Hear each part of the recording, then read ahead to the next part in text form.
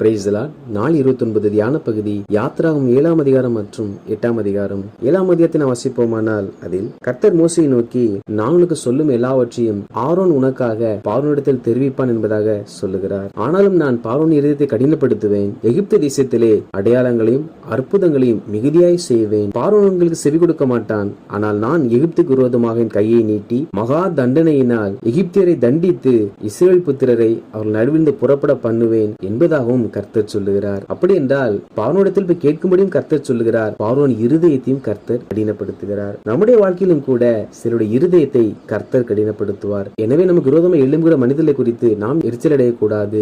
தேவன் சர்வ வல்லமை உள்ளவர். நமக்கு விரோதமாக சில மனிதர்கள் எழும்பி அவர்கள் ஏதாவது சதித்திட்டங்களை தீட்டுவார்கள் என்றால் தேவன் அவர்கள் இருதயத்தை கடினப்படுத்தி இருக்கிறார். எனவே அவர்கள் நமக்கு எதிராக இருக்கிறார்கள் என்பதை நாம் புரிந்து கொள்ள வேண்டும். அப்படி நமக்கு விரோதமாக எழும்பும் பொழுதுதான் தேவன் தம்முடைய வல்லமை விளங்கச் செய்து நம்மை அவர்கள் நடுவே சாட்சியாக நிற்க வைக்க முடியும். மோசேயும் ஆரோனும் பார்வோனுக்கு முன்பாக போய் நிற்கிறார்கள். அவர்கள் பார்வோனுக்கு முன்பாக போய் நிற்கும் பொழுது ஆரோனுக்கு 83 வயதும் மோசேக்கு 80 வயதுமாய் இருந்தது. அப்போது கர்த்தர் சொன்ன வார்த்தையின்படியே மோசே பார்வோனுக்கு முன்பாக போய் நின்று ஜனங்களை ஆராதிக்க விடும்படி சொல்லி அதற்கு ஒரு அடையாளமாக மோசே கருத்தில் இருந்த கோலை ஆரோனிடத்தில் கொடுத்து அதை கீழே தரையிலே போடும்படி சொல்லுகிறார். ஆரோன் அந்த கோலை எடுத்து பார்வோனுக்கு முன்பாக போட்ட பொழுது அந்த கோலானது சர்ப்பமாய் மாறிச்சாம். எகிப்தின் மந்திரவாதிகளும் கூட தங்கள் மந்திர வித்தையினால் கோளை பாம்பாக மாற்றினார்கள். தேவன் அற்புதம் செய்வதை போல பிசாசுகளும் சில அற்புதங்களை செய்ய முடியும் என்பதை இந்த வசனம் காண்பிக்கிறது.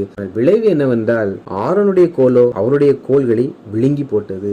அதாவது கர்த்தர் செய்வதை போல பிசாசும் அற்புதம் செய்வான். ஆனால் குமாரன் விடுதலையாக்கினால் அது மெய்யான விடுதலையா இருக்கும். பிசாசு விடுதலை கொடுக்கிறேன் என்று சொன்னாலும் அவர்களுக்குள் சில பாதிப்புகள் இருக்கும். தேவன் சுகமாக்கினால் அது சர்வாங்க சுகமாய் இருக்கும். பிசாசன் சுகமாக்கினால் அதில் தந்திரம் அடங்கி இருக்கும். காரணம் தேவனால் எல்லாம் கூடும், பிசாசினால் எல்லாம் செய்ய முடியாது. அவன் தன் வித்தைகளினால் ஜனங்களை வஞ்சிக்கிறவன். மோசே செய்தவைகளை மந்திரவாதிகளும் செய்தபடியினால் அது பார்வோனுடைய பார்வையில் பெரிதாய் பார்க்கப்படவில்லை. இதற்கு பிற்பாடு தேவன் 10 விதமான வாதைகளினால் தண்டிக்கிறதை நம்மால் பார்க்க முடியும். முதலாவது வாதை என்னவென்றால் தண்ணீர் இரத்தமாய் மாறிற்று. கர்த்தர் சொன்ன வார்த்தையின்படியே மோசே பார்வோனுக்கு எதிர்பட்டு வனாந்திரத்தில் ஆராதனை செய்ய என் ஜனங்களை விடு என்று கர்த்தர் சொல்லுகிறார். நீ இந்த வார்த்தையை கேளாமல் போனால் என் கையில் இருக்கிற கோலை தண்ணீரில் மேல் அடிப்பேன், அது இரத்தமாய் மாறும். ஆரோன் தன் கோலை எடுத்து எகிப்துள்ள வயல்கள் மேலும் நதிகள் மேலும் குளங்கள் மேலும் தன் கையை நீட்ட வேண்டுமாம். அப்படி நீட்டும் பொழுது நதியில் மாத்திரமல்ல எகிப்து தேசத்தில் உள்ள எல்லா ஜனங்களும் வீட்டில் இருக்கிற மர பாத்திரங்களிலும் கற்பாத்திரத்திலும் இருக்கிற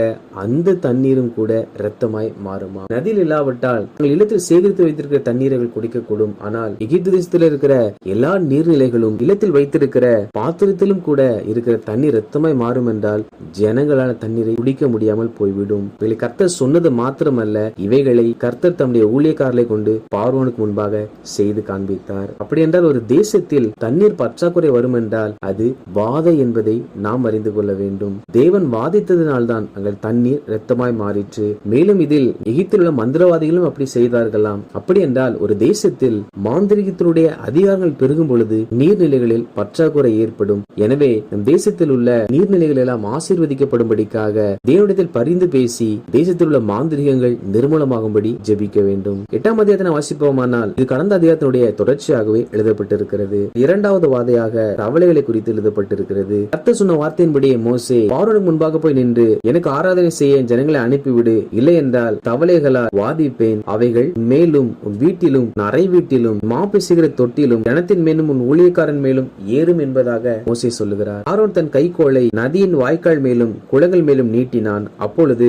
தேசத்தின் மேல் திரளான தவளைகள் வந்ததாம். அந்த தவளைகள் தேசம் முழுவதிலும் ஒவ்வொருடைய இல்லத்திலும் ஒவ்வொருடைய அறை வீட்டிலும் ஒவ்வொருடைய சமையல் பாத்திரங்களுக்குள்ளாகவும் கூட அவைகள் வந்தன. இந்த சமயத்தில் பார்வோன் தன் மந்திரவாதிகளை அழைக்க அவர்களும் மந்திர வித்தையினால் அப்படி செய்து எகிப்தின் மேல் தவளைகளை வரை பண்ணினார்கள். அதாவது மோசே தேவனாய் கர்த்தரால் தவளைகளை பிறப்பித்திருக்கிறார். ஆனால் பார்வோனோ மாந்திரிகத்தினால் தவளைகளை அழித்திருப்பார் என்றால் அங்கே அவர்களுக்கு பிரச்சனை இல்லாமல் இருந்திருக்கும். ஆனால் மந்திரவாதிகளும் தவளைகளை வர வைத்தார்களே அல்லாமல் தேவனால் கட்டளையிடப்பட்டு வந்த தவளைகளை அவர்களால் அழிக்க முடியவில்லை. அப்படி என்றால் மாந்திரிகம் என்பது மனிதர்களுக்கு நன்மை செய்வதற்காக ஒரு நாளும் பயன்படுகிறவைகள் அல்ல. மாந்திரிகம் என்பது பிற மனிதனை அழிக்கும்படிக்காக, பிற மனிதனை உபத்திரவப்படுத்தும்படிக்காக, பிற மனிதனை பழிவாங்குவதற்காக செய்யக்கூடிய காரியங்களை அல்லாமல் ஒரு நாளும் மாந்திரிகத்தினால் எந்த ஒரு நன்மையும் உண்டாகாது. காரணம், பிசாசானவனுக்கு நன்மை செய்ய தெரியாது. பிசாசு ஒரு அழிக்க முற்படுவான். ஆனால் பிசாசு ஒருவனை வாழ வைக்க ஒரு நாளும் விரும்ப மாட்டான். காரணம் அவன் மனித கொலைபாதகன். எனவே மாந்திரிகம் என்பது மனிதனுக்கு ஒரு நாளும் நன்மை பெற்று தர முடியாத ஒன்று. ஆனால் இந்த மனிதர்களோ மாந்திரிகத்தினால் நன்மை உண்டாகும் என்று சொல்லி நம்பி பிசாசை நோக்கி சென்று கொண்டிருக்கிறார்கள். பிசாசோ நன்மை செய்வதை போல காண்பித்து அவர்களை ஏமாற்றி அவர்களுக்குள் தன் ஆளுகையும் தன் அதிகாரங்களையும் செலுத்தி அவர்களை பாதித்துக் கொண்டிருக்கிறான். பார்வோனோ ஆரோனையும் மோசையும் அழைத்து, தவளைகள் என்னையும் ஜனத்தை விட்டு போகும்படி கர்த்தர் நோக்கி வேண்டிக் கொள்ளுங்கள், கர்த்தருக்கு பலியின்படி உங்களை போக விடுவேன் என்பதாக சொல்லுகிறார். தேவனை காட்டிலும் மாந்திரிக வல்லமை பெரியது என்றால் அந்த தவளை நீங்கும்படி பார்வோன் மந்திரவாதியிடத்தில் சொல்லியிருக்க வேண்டும். அவர்கள் அப்படி செய்ய முடியாமல் போயிற்று. காரணம், தேவன் தான் எல்லாரை காட்டிலும் பெரியவர். தேவனுக்கு மேல் எந்த ஒரு வல்லமையும் இந்த உலகத்தில் இல்லை. அவரே சர்வ வல்லமையுள்ள தேவன். எனவே பார்வோன் ஜெபிக்கும்படி ஆரோனை மோசையும் அழைத்தார். மோசே கர்த்தரை நோக்கி கூப்பிட்டான். கர்த்தர் மோசையின் சொற்படி செய்தார். அதாவது மோசே சொன்னபடி கர்த்தர் கேட்டாராம். மோசே என்ன சொன்னார் என்றால், நாளைய தினத்தில் இந்த தவளைகள் உன்னை விட்டும் உன் ஊழியக்காரனை விட்டும் உன் ஜனங்களை விட்டும் நீங்கி நதியில் மாத்திரம் இருக்கும் என்பதாக சொன்னார். மோசே பார்வோனிடத்தில் சொன்ன இந்த வார்த்தையை, இந்த சொற்படி கர்த்தர் கேட்டாராம். கர்த்தர் ஏன் மோசே சொற்படி கேட்டார் என்றால், மோசே கர்த்தர் சொன்னபடி எல்லாம் அதை கேட்டாராம். நாம் கர்த்தர் சொல்லுகிற எல்லா வார்த்தைகளையும் கேட்டு நடக்கும் பொழுது கர்த்தரும் நாம் சொல்லுகிற எல்லா வார்த்தைகளையும் கேட்டு அவைகளுக்கு அவர் செவி கொடுக்கிற தேவனாய் இருக்கிறார். எனவே நாம் எடுக்கிற எல்லா ஜெபங்களும் அங்கீகரிக்கப்பட்டு நாம் சொல்லுகிற வார்த்தைகளுக்கு கூட கர்த்தர் கனம் கொடுத்து அவர் அதை நிறைவேற்ற வேண்டும் என்றால் அதற்கு நாம் கர்த்தர் சொல்லுகிற ஒவ்வொரு வார்த்தையும் கனப்படுத்தி அதற்கு கீழ்ப்படுகிறவர்களாய் காணப்பட வேண்டும். எந்த அளவு கர்த்தருடைய வார்த்தையை கனப்படுத்துகிறோமோ அந்த அளவு தேவனாகிய கர்த்தர் நம்முடைய வார்த்தைகளை கனப்படுத்தி அவர் நாம் சொல்லுகிற எல்லா சொல்லுக்கும் நாம் செய்கிற எல்லா ஜெபத்திற்கும் பதில் தருகிறவராய் இருக்கிறார். மறுநாள் இந்த தவளைகள் எல்லாம் செத்து போயிற்று. என பிரச்சனை எல்லாம் முடிந்தது அறிந்தவுடன் பார்வோன் தன் இருதயத்தை கடினப்படுத்தி அவள் பலி செலுத்த அனுமதிக்காதிருந்தான். மூன்றாவது வாதையாக கர்த்தர் பேன்களை வரப்பண்ணினார். கர்த்தர் மோசையை நோக்கி ஆரோன் கையில் உள்ள அந்த கோலை நீட்டி பூமியின் புழுதியின் மேல் அடிக்கும்படி சொன்னார். அப்படி அடிக்கும் பொழுது அந்த புழுதி தேசம் எங்கும் பேன்களாய் போகும் என்பதாக சொன்னார். வார்த்தையின்படியே ஆரோன் செய்த பொழுது எல்லா ஜனங்கள் மேலும் எல்லா மிருக ஜீவன்கள் மேலும் பேன்கள் பரவ ஆரம்பித்ததாம். பார்வோனுடைய மந்திரவாதிகளும் அப்படி செய்ய முயற்சித்தார்கள். அவர்களால் செய்யக்கூடாமல் போயிற்று. மாந்திரிகத்தினால் எல்லா காரியங்களும் வாய்க்காதாம். அப்படி என்றால் ஒரு பக்கத்தில் மாந்திரிகத்தினால் சில தீமைகள் செய்ய முடிந்தாலும் இன்னொரு பக்கத்தில் மாந்திரிகத்தினால் எல்லாவற்றையும் செய்யவும் முடியாதாம். அப்படி என்றால் அவைகள் சில சமயத்தில் எதிர்பாராத விதத்தில் நடைபெறுகிறதே அல்லாமல் மாந்திரிகம் என்பது ஒரு பெரிய காரியம் அல்ல என்பதை பார்வோனின் மந்திரவாதிகள் மூலமாய் அறிந்து கொள்ள முடிகிறது.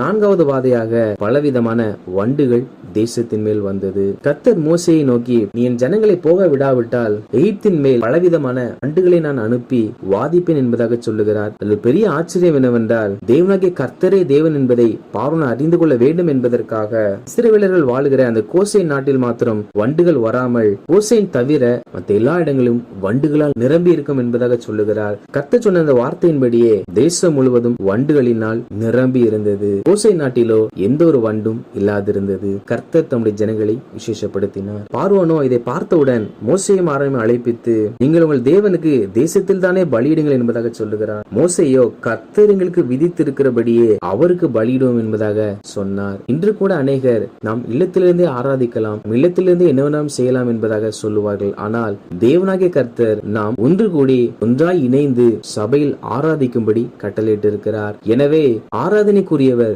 எப்படி ஆராதிக்க வேண்டும் என்று நம்மை சொல்லியிருக்கிறாரோ அவர் சொன்னபடிதான் நாம் அவரை ஆராதிக்க வேண்டும். நாம் அதற்கு புதிய கோட்பாடுகளை வைத்திருப்போம் என்றால் அது ஒரு நாளும் அவருடைய பார்வையில் உகந்ததல்ல. அப்பொழுது பார்வோன், நீங்கள் போங்கள் என்பதாக சொல்லி எனக்காக ஜெபியுங்கள் என்பதாக சொல்லுகிறார். அந்த வார்த்தையின்படியே மோசே ஜெபிக்கிறார். அப்பொழுது கர்த்தர் மோசேயின் சொற்படி கேட்டு அந்த வண்டுகள் எகிப்து முழுவதையும் விட்டு நீங்கும்படி செய்தார். ஒன்றாயிலும் மீந்திருக்கவில்லையாம். அப்படி என்றால் தவளைகள், பேன்கள், வண்டுகள் இவைகள் அனைத்தும் கர்த்தருடைய கட்டுப்பாட்டுக்குள் இருக்கிறது என்பதை இந்த வசனம் காண்பிக்கிறது. அப்படி என்றால் நாம் பார்க்கிற சிறுவகையான பூச்சிகளும் கூட கர்த்தருடைய ஆளுகைக்குட்பட்டு இருக்கிறது. பார்வோனோ தன் இருதயத்தை கடினப்படுத்தினான். சில நாள் வாழக்கூடிய சிறு பூச்சிகள் கூட என்னை உண்டாக்கின சிருஷ்டிகரை உணர்ந்து விட்டது. ஆனால் 6 அடி உள்ள மனிதனோ என்னை உண்டாக்கின கர்த்தரை அறிந்து கொள்ளாமல் அவர் வார்த்தைக்கு கீழ்ப்படியாமல் தன் இருதயத்தை கடினப்படுத்துகிறான். வாசித்த இந்த அதிகாரங்களின்படி கர்த்தருடைய ஜனங்களாகிய நாம் நமக்கு விரோதமாக எழும்புகிற மனிதரோடு கூட நாம் யுத்தம் செய்யாமல் தேசத்தில் உள்ள தண்ணீர் பஞ்சங்கள் மாறும்படிக்காக ஜெபித்து செய்கிற விண்ணப்பங்களுக்கெல்லாம் கர்த்தர் செவி கொடுக்க அவர் சொன்ன வார்த்தைகளுக்கெல்லாம் நாம் செவி கொடுத்து நடப்போம். நிச்சயமாக சுற்றிலும் இருக்கிற ஜனங்கள் நடுவாக கர்த்தர் நம்மை விசேஷப்படுத்தி அவருடைய பாதுகாவலை நமக்கு கட்டளையிடுவார். ஆமேன்.